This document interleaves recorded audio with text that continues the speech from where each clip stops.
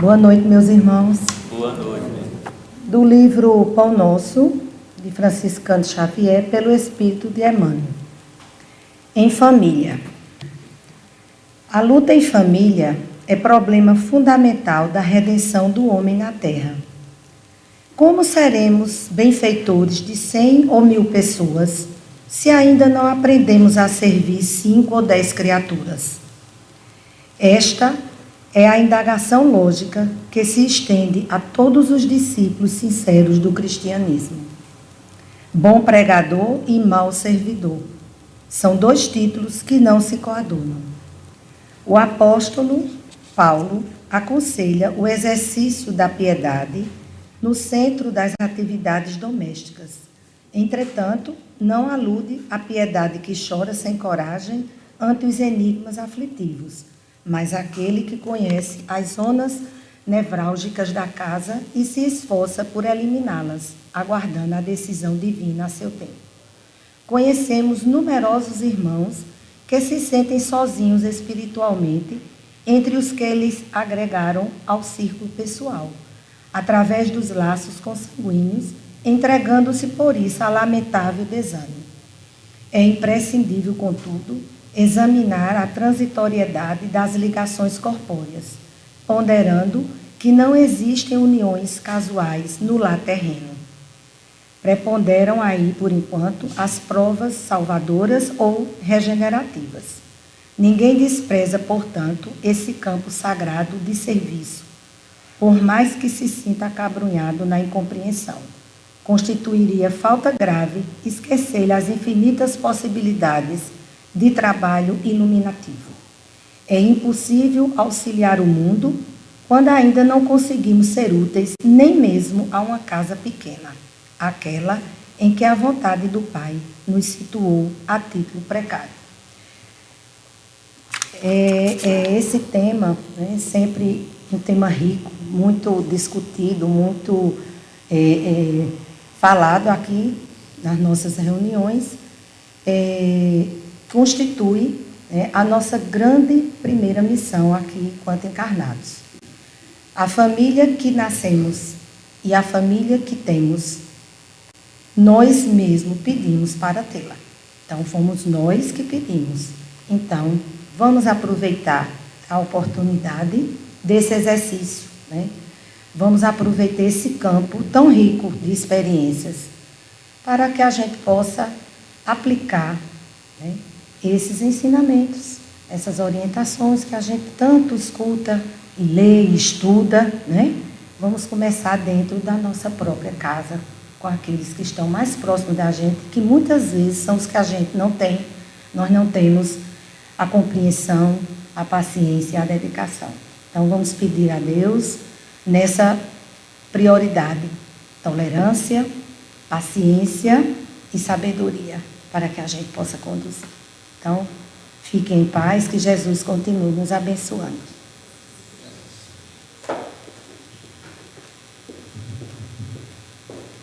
A leitura do Evangelho é do capítulo 13, que a vossa mão esquerda não saiba o que dá a vossa mão direita, completando o item fazer o bem sem ostentação. Que a mão esquerda não saiba o que dá a direita é uma figura que caracteriza admiravelmente a beneficência modesta. Mas, se há a modéstia real, há também a modéstia simulada, o simulacro da modéstia real. Há pessoas que escondem a mão que dá, tendo o cuidado de mostrar-lhe um pedaço, atento se alguém não a viu esconder. Indigna paródia das máximas do Cristo. Se os benfeitores orgulhosos são depreciados entre os homens, que será deles, pois, perto de Deus? Estes também receberam sua recompensa na terra. Foram vistos e eles estão satisfeitos de terem sido vistos. É tudo que terão. Qual será, pois, a recompensa daquele que faz pesar seus benefícios sobre o beneficiário, que lhe impõe, de alguma sorte, testemunhos de reconhecimento, lhe faz sentir sua posição em exaltando o preço de sacrifício que se impôs por ele? Para este não há nem a recompensa terrestre, porque está privado da doce satisfação de ouvir abençoar seu nome, o que é um primeiro castigo do seu orgulho. As lágrimas que secam em proveito da sua vaidade, em lugar de subirem ao céu, recaíram sobre o coração do aflito e o ulceraram. O bem que faz é sem proveito para si, uma vez que o censura, porque todo benefício censurado é uma moeda falsa e sem valor. A beneficência sem ostentação tem um duplo mérito. Além da caridade material, é a caridade moral. Ela poupa a susceptibilidade do beneficiado e o faz aceitar o benefício sem que seu amor próprio sofra com isso, e salvaguardando sua dignidade de homem, porque alguém aceitará um serviço, mas não receberá uma esmola. Ora, converter um serviço em esmola pela maneira que é prestado é humilhar aquele que o recebe. E há sempre orgulho e maldade em humilhar alguém. A verdadeira caridade, ao contrário, é delicada e engenhosa para dissimular o benefício.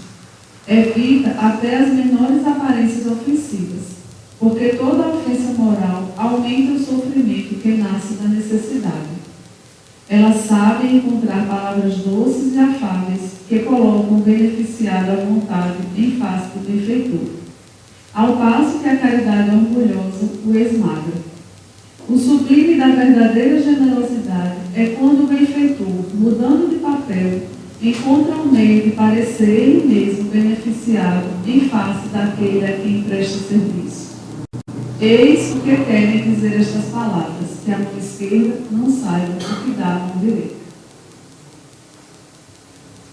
Para as reflexões da noite de hoje, nós temos o nosso querido irmão Giovanni, que nos traz um título da sua palestra muito simpática e muito oportuna: a geração dos construtores da amorosidade. Que Deus possa abençoá-lo.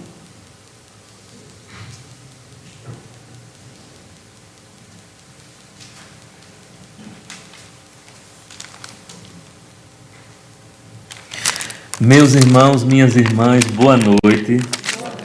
Eu quero inicialmente cumprimentar os senhores e as senhoras, de recepcionar aqueles que estão vindo hoje pela primeira vez, dizer que se sintam em casa e que aqui no Discípulos de Jesus nós nos compreendemos muito além de um grupo, nós nos compreendemos como uma família, de modo que cada um dos irmãos e das irmãs que aqui aporta está necessariamente ligado ao nosso coração. Que Deus possa abençoar todos vocês grandemente.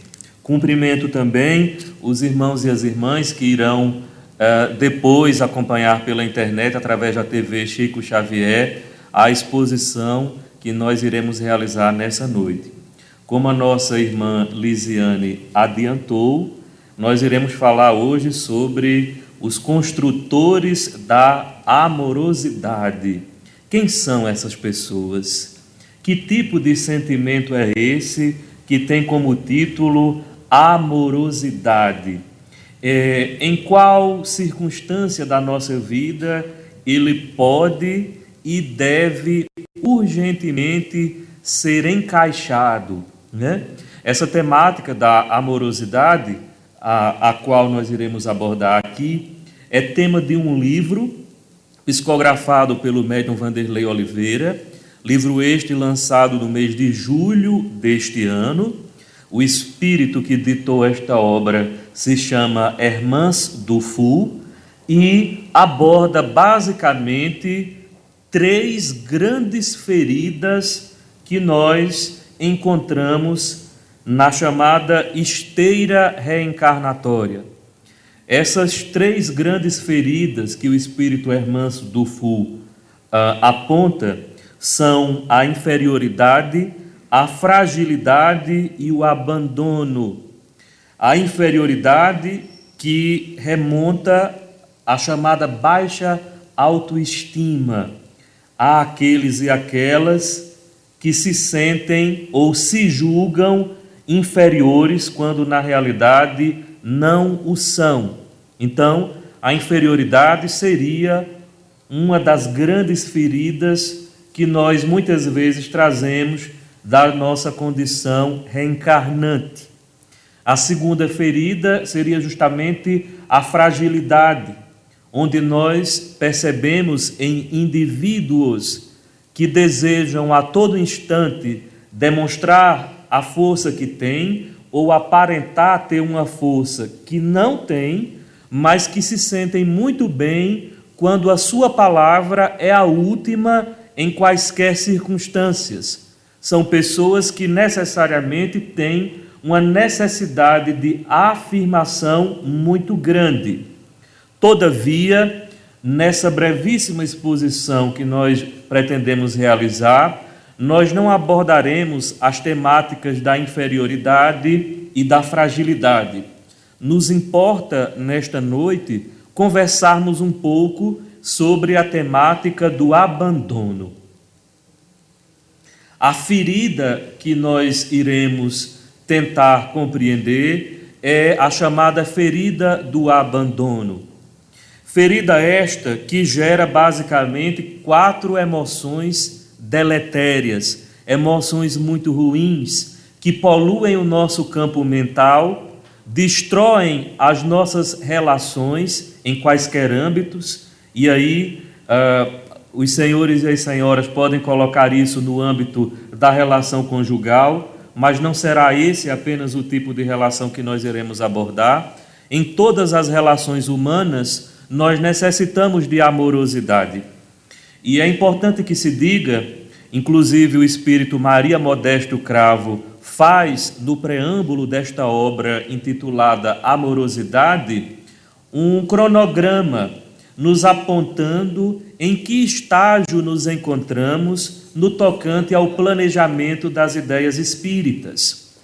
Entre 1857 até 1930, Dona Maria Modesto Cravo aponta como sendo a fase dos fenômenos, a fase onde as bases doutrinárias do Espiritismo surgiram, 1857 até 1930.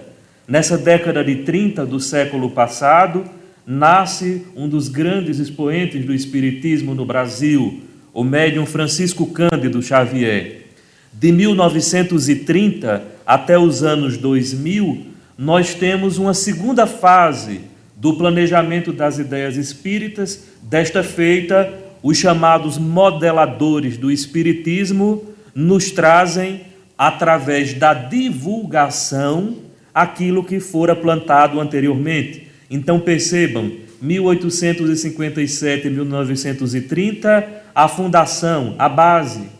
1930 aos anos 2000, nós temos aí a divulgação da doutrina dos espíritos. E nós, neste ano de 2018, nos encontramos na terceira geração de espíritos que está concentrada com o ideal espírita.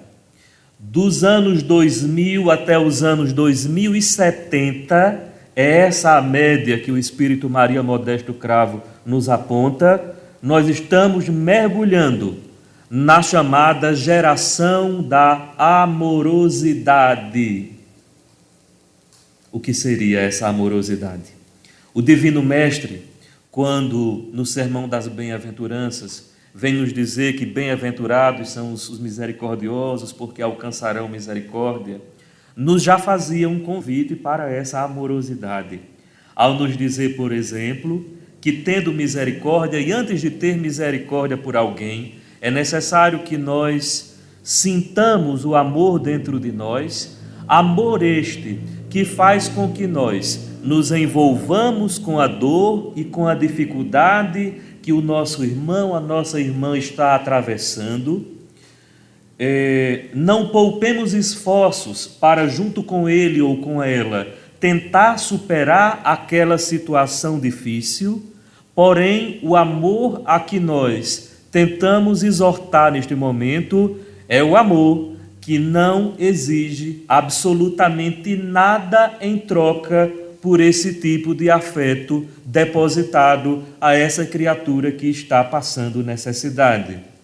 Então, quando o mestre diz: bem-aventurados aqueles que são misericordiosos, porque sentirão na pele também essa misericórdia que lhes será devolvida, né? Quando eu falava dessa ferida do abandono, e sobre ela nós iremos nos concentrar nos próximos 5 minutos, eu falava de emoções deletérias que surgem a partir dela. São 4. Nós classificamos como a carência, a rejeição, a solidão e o medo. São emoções das quais, doentias, o indivíduo que é portador, que está sentindo uma dessas 4, e quem de nós não sente porventura muitas vezes as 4, está em uma situação muito difícil de encontrar o caminho da amorosidade. A carência, meus queridos e minhas queridas, é justamente a falta de amor por si.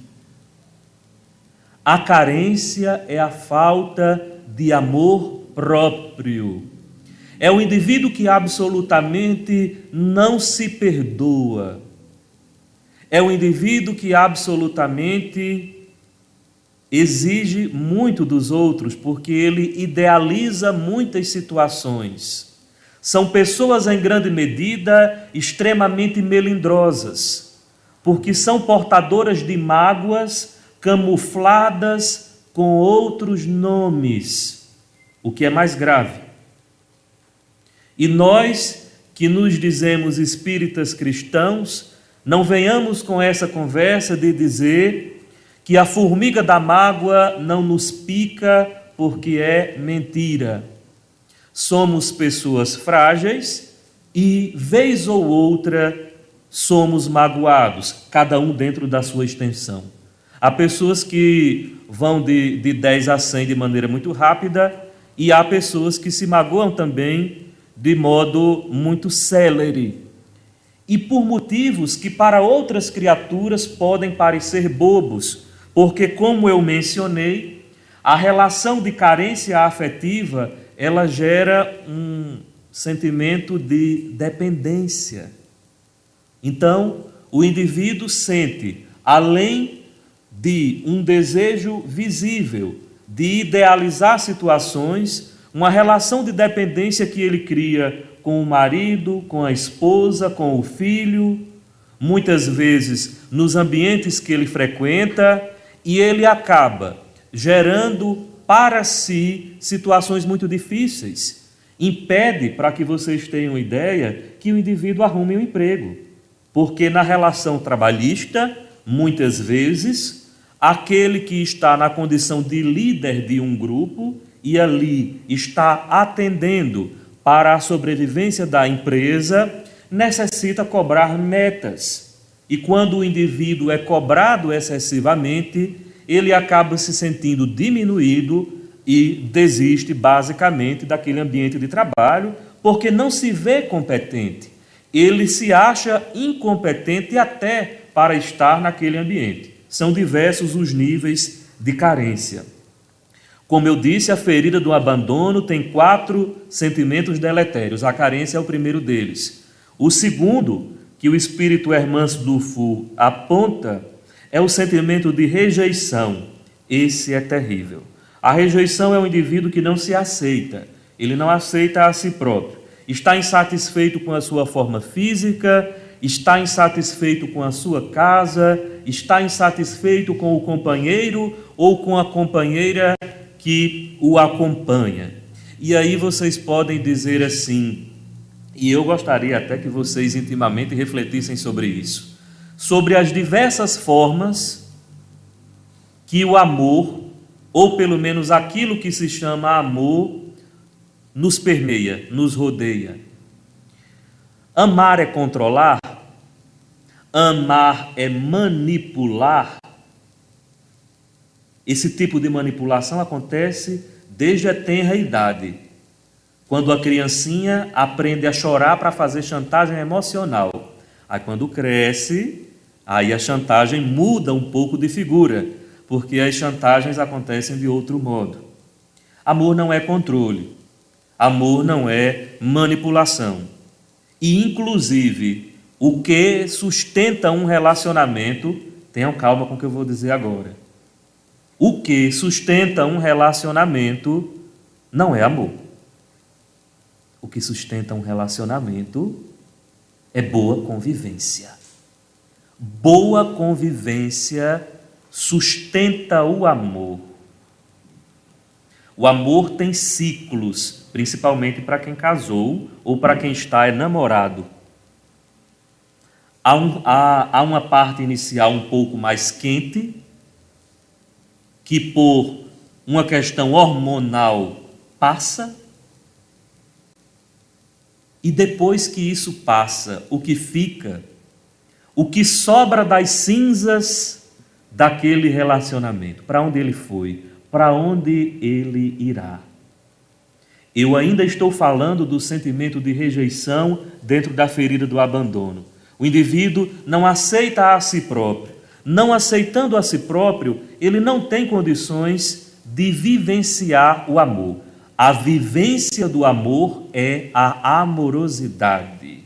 A vivência do amor é a amorosidade. Essa rejeição gera dois outros tipos de reações: a inveja e a desconfiança. Percebam que pessoas que se sentem rejeitadas, elas apresentam um sentimento de culpa muito visível, sempre se acham culpadas pelo que disseram ou pelo que não disseram. São pessoas que se sentem muitas vezes com uma capacidade de inutilidade muito grande. Elas acham que são inservíveis. Agora vocês imaginem quando, dentro de um relacionamento manipulador, o companheiro ou a companheira percebe essa fragilidade do indivíduo e diz: ah, é aqui que eu te pego. Na hora do pulo do gato, na hora de fazer exigências, na hora de cobrar aquilo que ele julga como plausível. Um terceiro sentimento gerado pela ferida do abandono é o sentimento da solidão. Esse é muito perigoso. A solidão é uma desconexão consigo mesmo. A solidão é perigosa porque há pessoas, e esse é um sintoma grave, porque há pessoas que desejam se isolar. Há pessoas que estão passando por problemas muito sérios, dos quais ela julga não ter solução. A única solução que ela encontra é o isolamento, é afastar-se do convívio social. Percebam que pessoas que agem assim têm baixa imunidade. Baixa imunidade gera infecção urinária. Baixa imunidade gera todo e qualquer tipo de campo aberto para a intrusão de vírus, viroses das mais diversas. Os indivíduos solitários estão sempre doentinhos. Por que será? Mais grave do que essa solidão que muitos desejam voluntariamente entrar, são pessoas que entram em um círculo de amargura muito grande. É mais ou menos como o indivíduo que está amargurado e que, ao se deparar com um livro daqueles que estão ali na biblioteca, nós temos uma biblioteca para que depois da palestra vocês possam pegar emprestados os nossos livros. Vai ser um grande prazer que vocês levem, tá? O indivíduo pega um livro daquele, quando o indivíduo está bem positivado, ele vai dizer: nossa, que obra linda, que coisa maravilhosa, né? O amargurado não, ele já começa dizendo: não gostei. E vou dizer por quê. Ele ainda acrescenta isso. E vou dizer por quê. São pessoas que estão doentes, meus irmãos, doentes das emoções. Dentro da casa espírita, dentro da casa de oração, nós recebemos uma condição magnética para que o nosso campo energético ele seja organizado. Cada vez que nós tomamos um passe, cada vez que nós ingerimos a água fluidificada, ontem aqui no estudo do Evangelho, uma irmã nossa disse: cada vez que nós frequentamos um grupo de estudo, que não tenha passe, não tenha água fluidificada, nada disso. Apenas frequentar um grupo de estudos sadio, nós saímos melhor do que entramos. E se nós não sairmos melhor do que entramos, pode ter certeza que o caso é grave. É grave e requer cuidados excepcionais até. A quarta emoção tóxica gerada é o medo, é o desconhecimento de si. Há pessoas que não sabem até onde elas podem ir, né? Elas têm medo de dar o próximo passo, têm medo até de amar, e isso é perigosíssimo. Por terem tido uma experiência muito ruim na sua vida com relacionamentos, elas se julgam incapazes de vivenciar um novo relacionamento sadio com uma pessoa que possa não lhe completar, porque o amor busca amar. Essa história de amor que completa é amor fracassado. Amor busca amar, como disse o Divino Mestre, amar sem querer absolutamente nada em troca. Apenas por amar, apenas por sentir vontade de estar perto, de falar coisas belas, de elogiar. Quantos de nós, mesmo que nos chamem de loucos, mesmo que nos chamem do que quiserem chamar, quantos de nós já experimentou passar um dia inteiro elogiando do padeiro ao açougueiro, ao agente de limpeza urbana que nós chamamos de gari, elogiar aquele prato novo que a esposa fez, elogiar um desenho que o nosso filho fez, elogiar. Quantos de nós já experimentou passar um dia assim? Geraria toda uma situação inversa, nos retiraria muitas vezes da condição de vítima dos problemas da qual nós julgamos ser, para sermos protagonistas, para sermos atores centrais da nossa existência, para nos sentirmos parte do ambiente.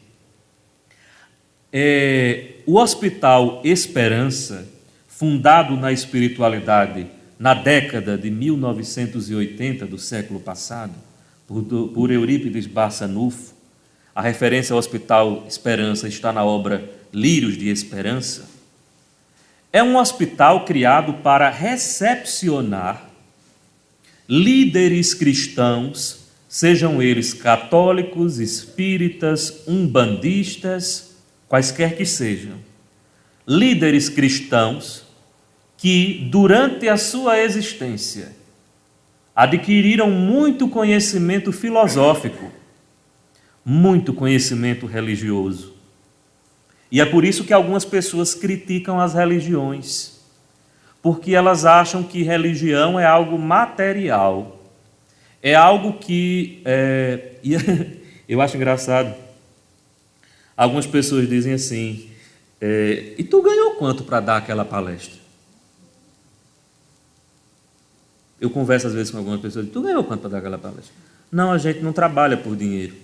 No Espiritismo, nós não fazemos absolutamente nada em troca de dinheiro. Aliás, aquilo que nós buscamos não tem valor. É a paz.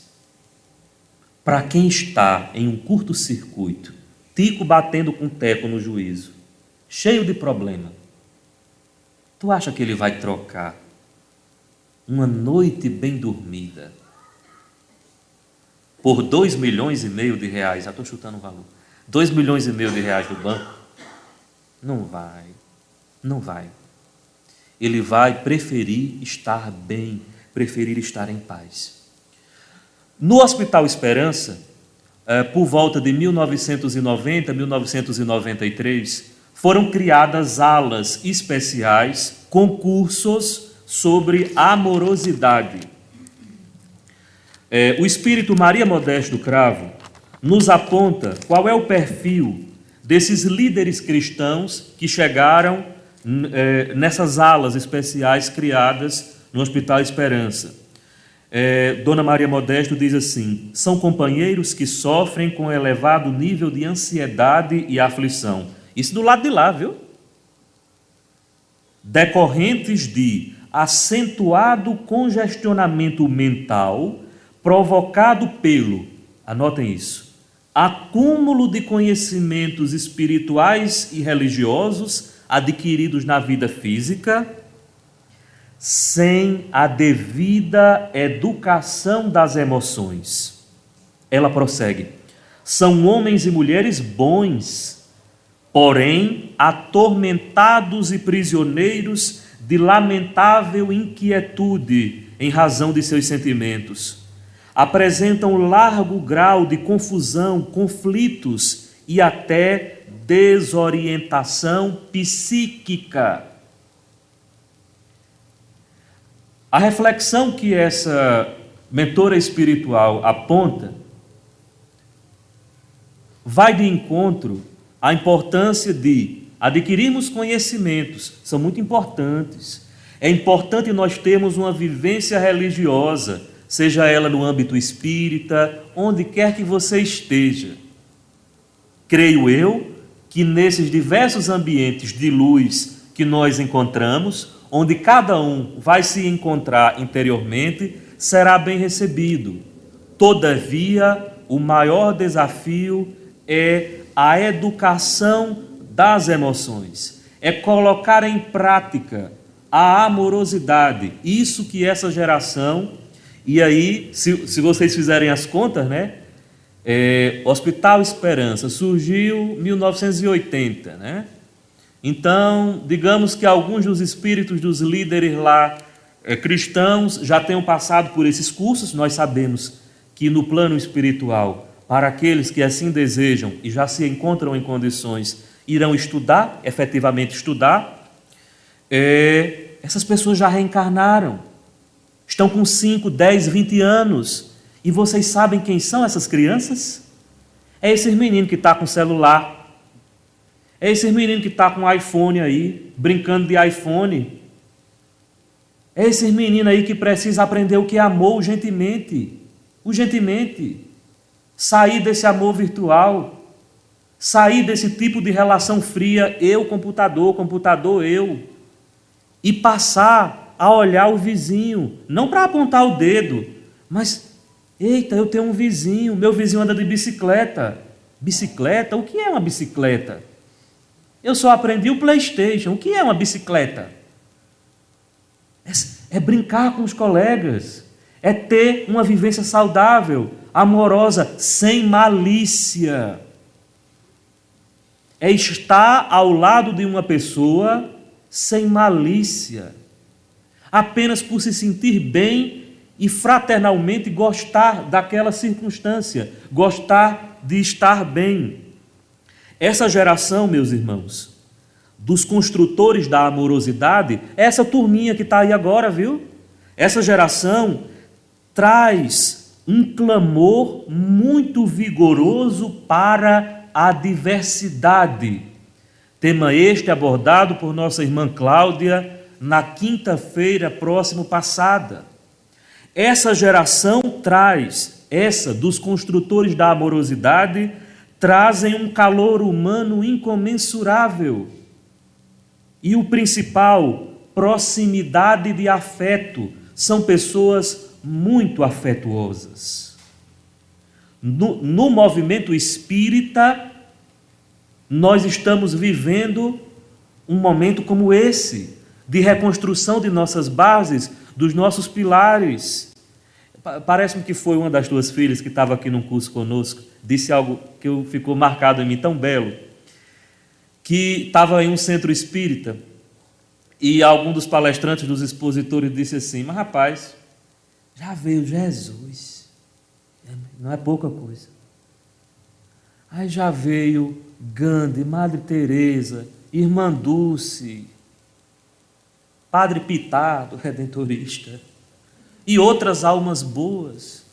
Vai ser necessário vir quantas pessoas para a gente aprender a amar? Mas quantas pessoas precisam encarnar entre nós para nós compreendermos que é óbvio que essas paredes são importantes, que essa estrutura de madeira é importante. Mas se eu sair desse centro espírita hoje sem no mínimo olhar no olho da pessoa que está do meu lado e desejar uma boa noite, entrar mudo e sair calado desse centro espírita, eu pergunto a vocês o que é que eu vim fazer aqui. O que é que eu vim fazer aqui? Nós precisamos ter empatia com o nosso próximo. É fácil? Não é. Amorosidade não é ingenuidade, não é ser um bobão. Às vezes é preciso falar sério. Às vezes é preciso ser enfático, principalmente quando está à frente de um trabalho, de uma atividade, porque se der errado, quem é a primeira pessoa que vai ser apontada como responsável pelo erro? E o que muitas pessoas não compreendem é que, mesmo quando alguém fala conosco de maneira séria, um pouco mais rígida e firme, há amor ali. Aquela pessoa está nos convidando a acordar para Jesus. Aquela pessoa está nos convidando a dar o nosso melhor, a fazer com que nós deixemos esses sentimentos ruins que eu mencionei aqui, que não foram poucos, de carência, de sentimento de inferioridade, de fragilidade. O que é isso, meus irmãos? Nós reclamamos por tudo, se está quente, se está frio, se estamos gripados, se estamos suados, se a casa foi limpa, se não foi.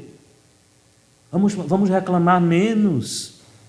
Vamos tentar criar ambientes mais saudáveis para a convivência. Aí sim nós poderemos dizer que somos cristãos. Porque o Cristo não é decoreba. Estar com Jesus não é decoreba. Há pessoas que não têm o chamado letramento formal, que são muito mais cristãos do que muitos doutores por aí. São seres humanos que se levantam para dar o seu lugar no transporte coletivo a uma grávida ou a um idoso.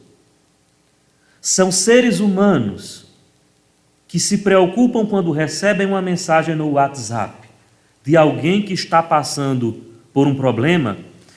No município de Sousa, cidade inclusive da qual eu sou natural, existe uma ONG que trabalha com animais abandonados.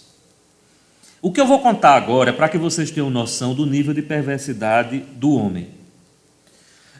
Havia um cachorro no mercado público de Sousa, um desses cachorros vira-lata, que estava lá no mercado, porventura se alimentava dos restos de alimentos que saíam lá dos estabelecimentos comerciais. Em uma bela tarde de sábado, no final de semana desses, uma criatura, um ser que se diz humano, de posse de um vidro de álcool e uma caixa de fósforos, e lameou o cachorro e tocou fogo nas costas dele. Metade do cão foi toda incendiada. O bichinho ficou e ainda está numa situação deplorável. Para assistir aquela cena de pura maldade, várias pessoas lá se juntaram. Essa ONG que eu mencionei no início, que cuida de animais abandonados, inclusive uma das coordenadoras é uma grande amiga minha, pegou a causa desse cão, sabe? E aí fizeram uma campanha na internet, a internet pode ser usada para o bem, e conseguiram arrecadar, é muito caro o tratamento veterinário. Mas o bichinho está tão lindo, já recuperou toda aquela partezinha que havia sido queimada. Só falta um pouquinho lá que, com a graça do Senhor, vai estar em plenas condições de cura. Em nome de Jesus. Amar um animal, amar as plantas, amar os seres que nós classificamos como inferiores apenas por uma relação biológica, é uma forma de amor, meus irmãos. Triste é ser seco. Triste é ser aquela árvore que chegou no verão, está só o gravetinho, não tem nem uma gotinha d'água ali. É muito ruim ser alguém seco. Inclusive, a situação da gente está tão complicada que quando nós encontramos alguém que está super positivo, muito bem, animado, irradiando luz, irradiando amor, a gente diz, fulano está bem hoje. Nós não estamos acostumados com gentileza. Para onde está indo a nossa humanidade? Pergunta, você está passando mal, quer um comprimido? O espírito Lázaro, em 1862, eu vou ler aqui um trecho que consta em O Evangelho segundo o Espiritismo, na temática que aborda justamente a lei do amor. O espírito Lázaro diz assim: feliz aquele que ama, porque não conhece as angústias da alma, nem as do corpo. Lázaro não está falando de paixão ardente, não. Esse sentimento de atração corpórea por mera fixação no corpo. Lázaro está falando de um amor transcendente. É um amor que torna um indivíduo feliz e o faz esquecer suas angústias e as agruras do corpo. Ele complementa: seus pés, os pés de quem ama, são leves. E ele vive como transportado para fora de si mesmo. Eita, que coisa linda! Será que a gente vai alcançar isso? Seus pés são leves e ele vive como transportado para fora de si mesmo. Olha que grau de amor que o indivíduo encontrou. São palavras belas, mas são palavras possíveis de serem colocadas em prática. Se não fossem possíveis, meus irmãos, nós não estaríamos aqui. Deus acredita muito em nós. Deus acredita em cada um de nós. E Jesus não olha para a nossa capa. Ele sabe o nosso interior. Sabe o nosso potencial, sabe o que nós ainda temos a render. O que nós podemos fazer nos nossos microambientes. A dor que nós podemos aliviar de um cachorro que foi incendiado. Uma criatura que passa na porta da nossa casa com fome. Em um curso realizado nesta casa de oração, em um final de semana que eu acho que faz uns 15 dias, inclusive a Federação Espírita Paraibana enviou alguns representantes para conversar com os trabalhadores, né? Foi apontada uma grande falha nos círculos, nos centros espíritas. É algo mais ou menos assim. Não, eu frequento aquela casa espírita há 2, 3, 4, 10, 15 anos, 20 anos. E as pessoas acham que eu sou um super-homem ou uma super-mulher. Nós acabamos, meus irmãos, esquecendo que aquele trabalhador, aquela trabalhadora da casa espírita é um ser humano. Também tem problemas. E quando nós acabamos muitas vezes fazendo com que a rotina e a convivência nos façam esquecer que aquele ser, aquela criatura, tem também seus dilemas para resolver, nós a encaramos apenas como um trabalhador, mas é um ser também necessitado. É um ser que vai ter dias que não vai estar muito bem e que precisa se sentir à vontade para dizer: olha, hoje eu não estou bem. Hoje eu gostaria apenas de ouvir, de falar menos e de ouvir. Hoje eu gostaria de tomar um passe. Que falta de humildade nossa, principalmente de nós que somos passistas. Nós muitas vezes só queremos aplicar passe e a gente esquece de dizer assim: tu pode aplicar um passe em mim? Nós também temos dilemas a resolver. Não são poucos, viu? Mas é por isso que a gente vai chegar no centro espírita cabisbaixo, amargurado, vomitando nas pessoas que estão do nosso lado as nossas amarguras? Não. Vamos chegar no nosso ambiente de trabalho irritados com o nosso chefe, diante de um problema no trânsito que nós enfrentamos? Vai perder o emprego. Vamos chegar no nosso ambiente de sala de aula para estudar com os nossos colegas, e aquela pessoa que eu tive uma rusga, eu vou deixar de conviver, de realizar um trabalho em grupo. É o trabalho mais difícil a ser realizado, é o trabalho em grupo, por conta de uma rusga, de uma bobagem? Não, nada disso. Para concluir, meus irmãos, eu acho que aquilo que nós tínhamos para passar já foi passado. Enquanto eu estava hoje à tarde dando uma folheada nessa obra, Amorosidade, do espírito Hermance Dufour, que eu recomendo a todos, inclusive os que puderem, né, ter acesso, eu disse, meu Deus, que canção, que música seria o casamento perfeito com esses ensinamentos profundos que essa irmã está colocando. E dentro do meu coração me veio uma canção de Padre Zezinho. Amar como Jesus amou. É quando a criança diz assim, o que é preciso para ser feliz? Amar como Jesus amou, sonhar como Jesus sonhou, pensar como Jesus pensou, viver como Jesus viveu.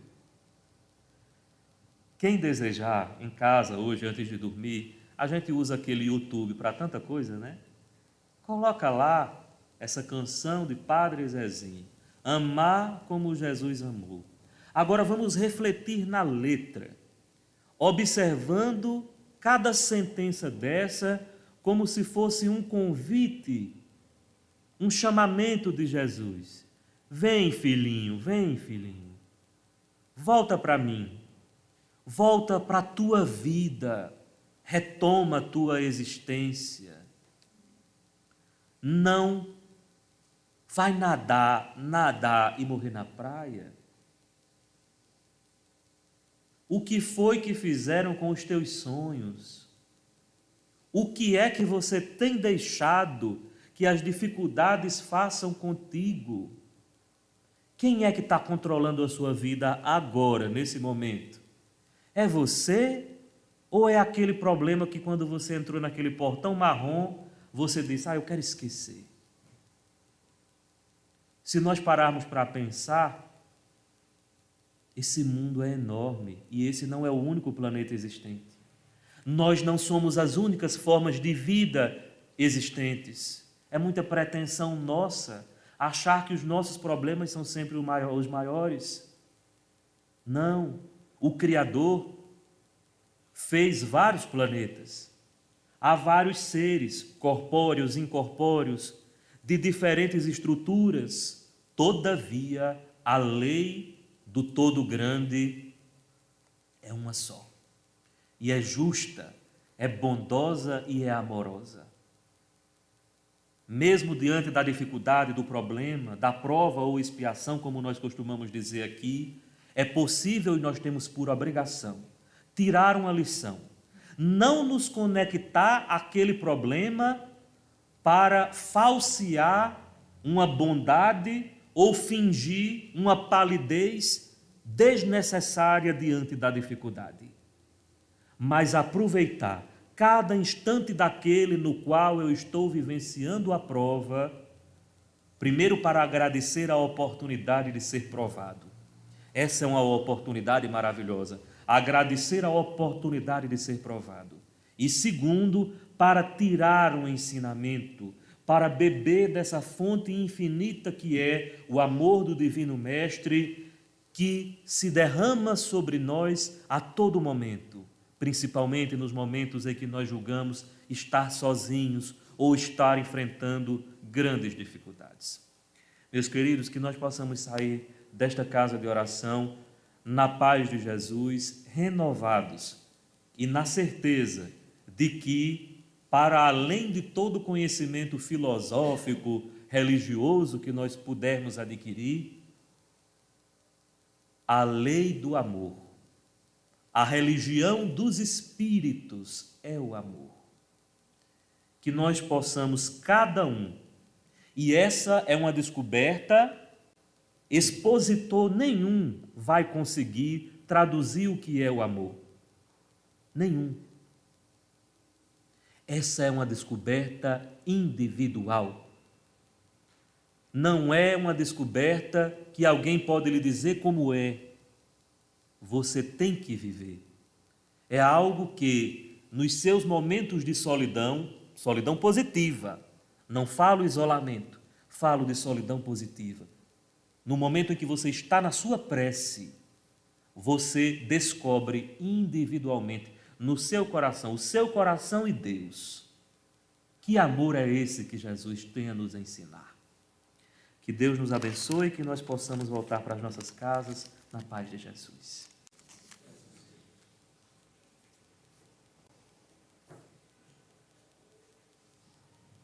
Agradecemos ao nosso querido Giovanni por tão belas e profundas reflexões, que possamos amar mais. Temos aqui o nosso visitante, Alexandre, que veio dar um recado. Pode vir, Alexandre, por favor. Ele é da AME, né?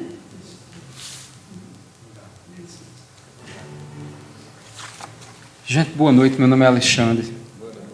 Eu não faço parte da casa, da direção da AME, mas, na verdade, trabalho no ASES. E lá na AME, a gente tem uma salinha em que é disponibilizada para o nosso estudo do NEP, que é o Núcleo de Estudo e Pesquisa do Evangelho. Projeto idealizado por Haroldo, abraçado pela FEB. E é um estudo gostoso, porque, por exemplo, quem já leu Amélia Rodrigues sabe da facilidade que a poesia de Amélia transporta o perfume, o cheiro, os sabores, o colorido daquela época de Jesus vivendo na Galiléia. Isso é muito importante para a gente se sente emocionado. Mas, de nossa parte, a gente precisa estudar o Evangelho. E lembrando que no Evangelho segundo o Espiritismo nós temos todo o manancial de luz preparado para que a gente evolua. Mas aqui dentro, ó, essa é a versão da Bíblia. Essa caminhada espiritual. Jesus é a porta, Kardec é a chave. Nós estudamos no NEP a Bíblia à luz da doutrina espírita. Nenhuma outra interpretação lá é sequer cogitada. Nós temos dicionários de grego, de hebraico, nós temos muitos atlas, comentários espirituais, comentários de estudiosos da Bíblia, mas como o nosso irmão Giovanni falou aqui, olha, se depois de um encontro em que a gente estuda Jesus e o Evangelho, a gente não consegue sair um pouquinho melhor, é porque a gente não está encarando esse estudo, essa oração, essa palestra de uma forma séria, de uma forma do nosso compromisso com a espiritualidade, o desenvolvimento. Eu estava, inclusive, fazendo uma palestra sábado passado no Oasis, e eu li um capítulo do livro Obras Póstumas, que chama Regeneração da Humanidade. Kardec fala que um dos sinais de nossa regeneração vai ser quando a arte espírita estiver sendo difundida. Nosso irmão me deu aqui um convite agora do FAC, né? Do FACIM, Festival de Arte e Cultura Espírita, não é isso? E aí, gente, dentro dessa regeneração da humanidade, tem um convite para que a gente